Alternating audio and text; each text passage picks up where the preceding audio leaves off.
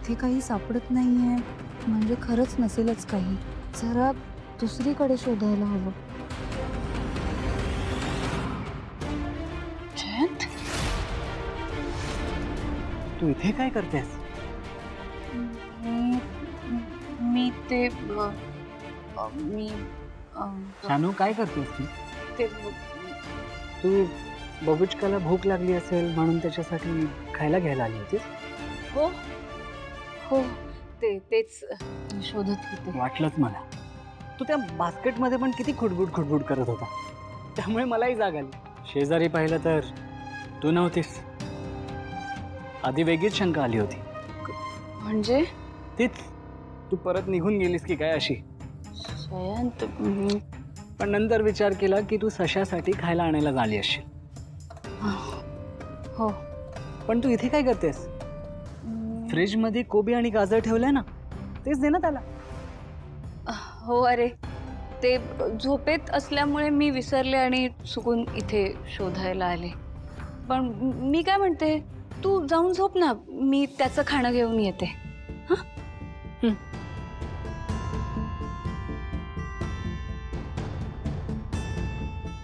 जानू, हां,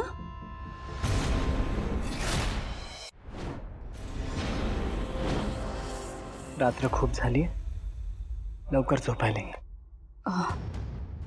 आलेच.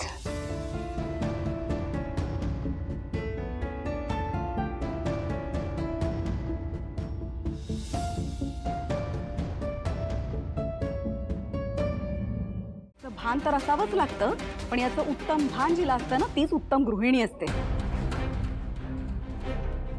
उत्तम गृहिणी तर दूरची गोष्ट, इथे साध्या साध्या गोष्टी तरी लक्षात यायला नको. मला माफ करा, पण मी माझ्या माहेरी हे असेच कपडे घालायचे. म्हणजे या ड्रेसमध्ये मला खूप कम्फर्टेबल वाटतं, म्हणून मला हे असेच कपडे घालायला आवडतात. मला जरीच्या साड्यांमध्ये फिरायची सवय नाही. मग काय हे असं पोतं घालून फिरायची सवय वाटतं तुला? हा, एक गोष्ट लक्षात ठेव, मुळात या घरात सुनेला आजवर कधीही कुणी तिला काय आवडतं हे विचारत नाहीत. तिनं कसं राहायचं, कसं वागायचं, कसं बोलायचं, काय घालायचं, काय करायचं हे आम्ही ठरवतो. तिनं ते मुकाट्याने ऐकून घ्यायचं आणि त्याप्रमाणे वागायचं. ही गाडे पाटील घराण्याचा नियम आहे.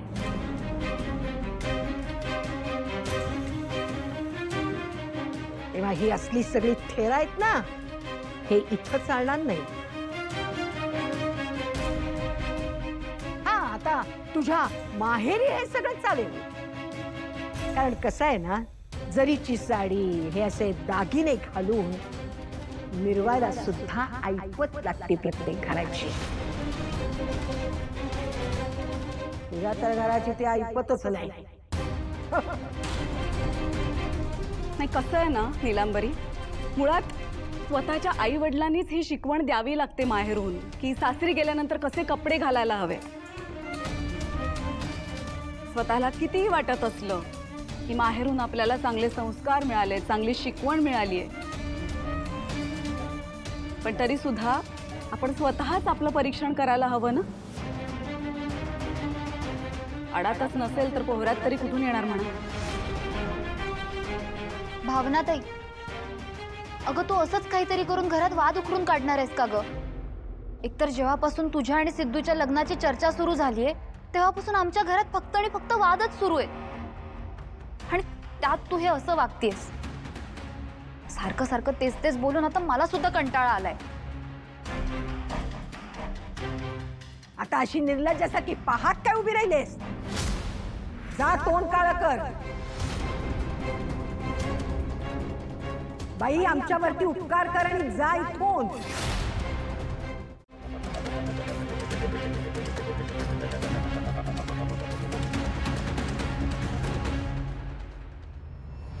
भावना, तुला किती त्रास होतोय हे मी समजू शकते, शेवटी तुम्ही दोघांनी घरच्यांच्या विरोधात जाऊन लग्न केलंय ना, म्हणून हे सगळे असे वागतायत. हे बघ, आत्ता हे प्रकरण खूप तापलेलं आहे. थोड्याच दिवसात सगळं शांत होईल, पण तोपर्यंत तू हे सगळं सहन कर. हे बघ, लग्न होऊन जेव्हा मुलगी सासरी जाते तेव्हा सासरचे लोक त्यांच्या प्रथा, त्यांचे नियम तिच्यावर लादण्याचा प्रयत्न करतात. तेव्हा किती असह्य वाटतं ना, हे मी समजूच शकते. शेवटी मीही यातून गेलेच. हे बघ, तुला या घरात कधीही कोणाशी काहीही बोलावंसं वाटलं ना, तर अगदी बिनधास्तपणे हक्काने माझ्याशी बोलतो. जसं आत्ता आईने तुझ्याशी बोलण्यासाठी मला दुवा म्हणून वापरलं, अगदी तूही तसंच कर. शेवटी सासरी असं कोणीतरी पाहिजेच असतं. मी जेव्हा नवीन लग्न करून या घरात आले ना, सिद्धूने माझी खूप मदत केली आणि त्यामुळे आता तुला सपोर्ट करणं माझं कर्तव्य आहे.